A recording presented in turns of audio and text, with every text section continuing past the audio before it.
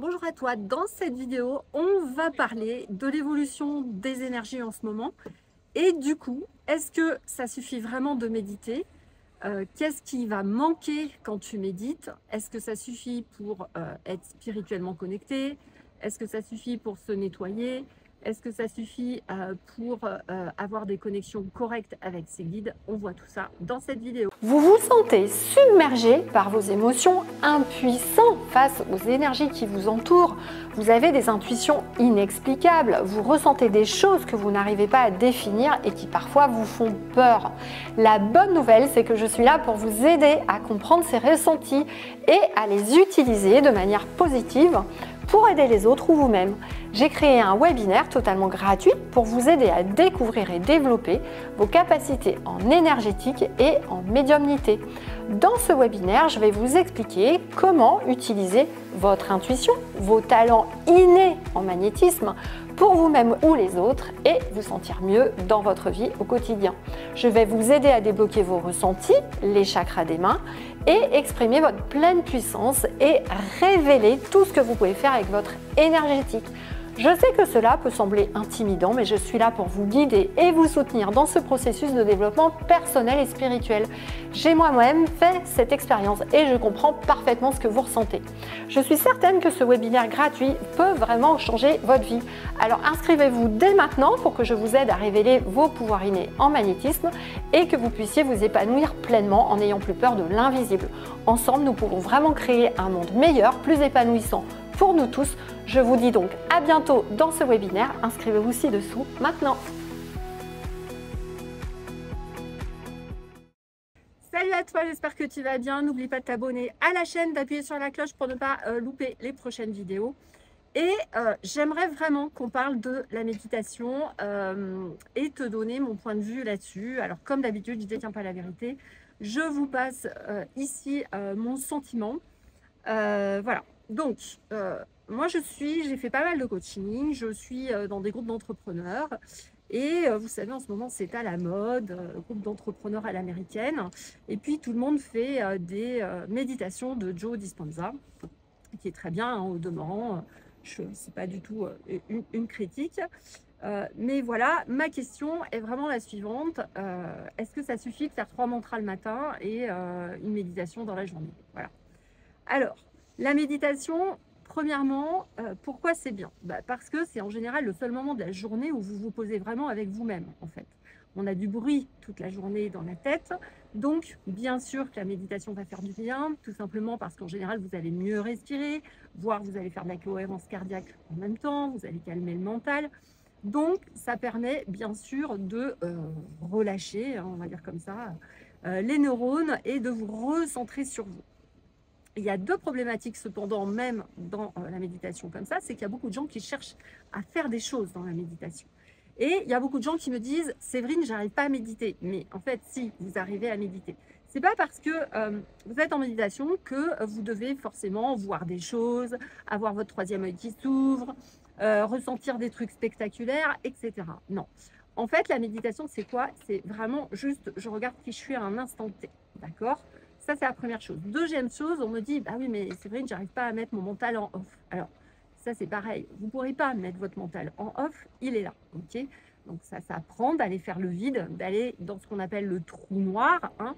C'est pour ça que souvent, moi, quand je pars en sortie astrale ou je fais des voyages astro, pardon, je ne vois pas forcément des choses parce que je vais dans ce qu'on appelle le trou noir, avant même qu'on crée les choses dans notre réalité. Donc, j'ai envie de vous dire, ne paniquez pas si vous avez l'impression de ne pas y arriver, si vous me dites que vous avez encore des pensées, que vous n'arrivez pas à calmer votre mental, si vous ne ressentez pas des choses particulières ou si vous ne voyez rien de particulier, d'accord? C'est vraiment pas grave parce que l'essentiel, c'est vraiment d'être avec soi-même. Donc, bien sûr que pour ça, ça va être utile. Ça va vraiment apprendre à, on va dire, stopper, entre guillemets, le processus de création puisque vos pensées créent à chaque seconde, on est d'accord, aussi bien votre réalité à vous que la réalité collective. Donc là, c'est très bien, ça va faire un stop. La problématique est la suivante. Et je me suis posé la question récemment, puisque j'avais des collègues entrepreneurs qui faisaient bien les méditations tout le temps et je ne les vois pas forcément réussir, je ne les vois pas forcément aller mieux. Il y en a même, j'en ai même vu certains qui avaient l'air d'aller pas bien, etc. Et donc, j'ai commencé à me poser des questions. Et c'est un peu pour ça que je vous fais cette vidéo. Parce que pourquoi? Qu'est-ce qui est en train de se passer? Vous allez calmer le mental, c'est très bien. Vous allez avoir une capacité naturelle à remonter vos vibrations. Peut-être que cette montée en vibration va suffire à enlever quelques énergies négatives que vous avez, soit autour de vous, dans vos corps subtils, dans vos chakras, etc. Mais on est quand même dans une telle multidimensionnalité en ce moment. Vous le voyez bien. Dès que vous allez dans la foule ou que vous avez une personne, on se faisait la réflexion avec mon mari, si on a quelqu'un qui vient chez nous, qui critique les autres ou qui nous laisse du négatif, paf, dans la foulée, on n'est pas bien et on a des trucs partout. Donc, évidemment, vu que personne ne va bien en ce moment, la méditation, ça va calmer, mais ça ne va pas forcément enlever plus que ça le négatif que vous avez attrapé. Et comme vous vibrez de plus en plus haut, vous avez accès à des espaces multidimensionnels dans lesquels il y a des énergies qui sont assez puissantes. Et justement, le propre du spirituel en ce moment, c'est d'arriver à monter ces vibrations au niveau de ces énergies-là pour pouvoir collaborer avec celles qui sont sympas et enlever les autres qui ne sont pas sympas. Donc, c'est là où il va y avoir une problématique, c'est-à-dire que, en fait, nos collaborateurs dans l'invisible, je vous rappelle que tous, vous parlez souvent d'un guide, etc., mais vous avez souvent 2 à 4 collaborateurs dans l'invisible qui vous aident en permanence et c'est justement avec eux qu'il faut apprendre à collaborer. Il faut apprendre également à monter ces vibrations et comprendre ce qu'on a dans notre énergétique. Et franchement, je pense que j'arrive moi à passer les obstacles parce que je comprends cette évolution.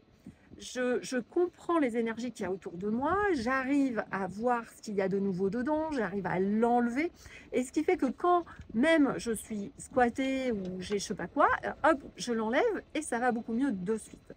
Donc, c'est en cela que je pense que la méditation n'est plus suffisante en fait. Elle est vraiment pas suffisante. C'est-à-dire qu'il vaudrait mieux méditer après s'être nettoyé énergétiquement, déjà, parce que vous auriez des connexions beaucoup plus belles et beaucoup plus intéressantes avec vos collaborateurs invisibles ou d'autres êtres de lumière. Et puis, vous auriez vraiment une montée en vibration qui serait complètement différente et comment dire, une clarté d'esprit qui serait encore beaucoup plus forte. Voilà. Donc, je pense qu'il y a ces 2 phénomènes et que les gens qui disent qu'ils n'arrivent pas à méditer, c'est parce que peut-être ils sont trop chargés déjà énergétiquement. Donc déjà, ils le sentent, ils ont du mal à rester calmes, etc. Parce que en fait, qu'est-ce qui va se passer quand vous êtes chargé d'énergie négative, surtout quand c'est des entités ou autres? Par exemple, quand vous vous réveillez d'un seul coup la nuit et vous n'arrivez pas à vous rendormir, souvent c'est qu'il y a une entité. C'est-à-dire que moi, si je n'enlève pas, je ne me rendors pas. C'est un petit peu pareil avec la méditation. Vous allez avoir du mal à vous concentrer. Et puis, le grand jeu maintenant dans l'invisible, c'est que souvent, vous avez certaines énergies qui utilisent vos pensées, mettent des gros égrégores dans votre corps mental, et puis ça vous fait tourner en bourrique. Et puis, c'est sûr que c'est compliqué. Voilà. On l'a vu en plus dans notre académie, c'est-à-dire que je leur fais faire plutôt des nettoyages énergétiques, d'accord, pendant un temps, et ensuite seulement on fait des guidages méditatifs. Et on a vraiment vu la différence, c'est-à-dire le ressenti des gens était vraiment plus important. Ils voyaient tous au 3e œil qui s'ouvrait, des ronds violets autour du 3e œil, etc. Et la majorité nous ont fait part de ça, c'est-à-dire de dire que vraiment ils avaient compris quelque chose avec le nettoyage énergétique qui changeait leur manière déjà de ressentir les énergies autour d'eux, de plus en avoir peur, etc. Mais qui avait changé des choses pour ceux qui faisaient déjà de la méditation. Voilà. Donc c'est toujours la même histoire, c'est attention parce que si on fait de la méditation, qu'on ne nettoie pas les énergies négatives et qu'on ne fait pas circuler l'énergie, d'une manière ou d'une autre, parce que mine de rien, quand on fait des nettoyages énergétiques, c'est-à-dire qu'on... Alors, moi je parle d'un vrai nettoyage énergétique, je ne parle pas juste faire des passes comme ça, c'est-à-dire qu'on va vraiment rassembler notre aura, on va la nettoyer, on va enlever tout ce qu'il y a dedans, on va aller nettoyer les 6 couches de l'éthérique, on va aller regarder tout ce qu'il y a dedans, des implants, etc. Ça fait en fait circuler l'énergie. Et d'ailleurs, il y a un super exercice que j'aime beaucoup, il faudra que je vous le fasse à un prochain live, c'est quand on enlève le corset du corps astral. Alors là, c'est assez spectaculaire parce que quand on l'enlève et qu'on nettoie dedans, on sent vraiment l'énergie qui recircule. Voilà. Et évidemment que la connexion en fait à l'univers, à l'invisible et à vos guides, tout est vide dans l'univers, tout bouge. Hein. Il faut que vous sachiez que chaque particule de votre corps n'est pas immobile. Hein. La vie, c'est le mouvement.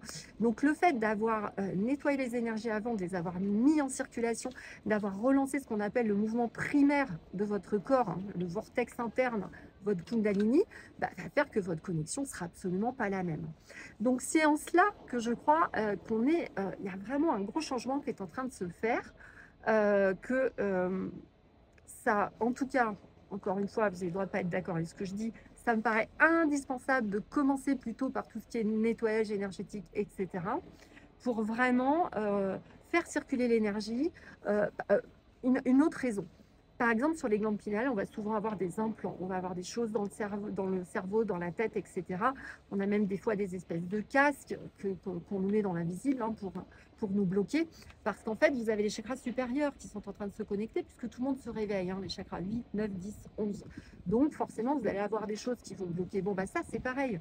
Ça va faire que vous allez être très statique pendant la méditation, que vous allez peut-être moins sentir de choses, qu'il va y avoir moins de clarté. Alors que si on fait un nettoyage, et par exemple, moi, quand je fais ça et que je fais un temps calme avec moi-même dans la foulée, et que je prends un cahier et un stylo, j'ai vraiment tout est clair. J'ai toutes les idées qui m'arrivent très clairement, les messages de mes guides, etc. Voilà.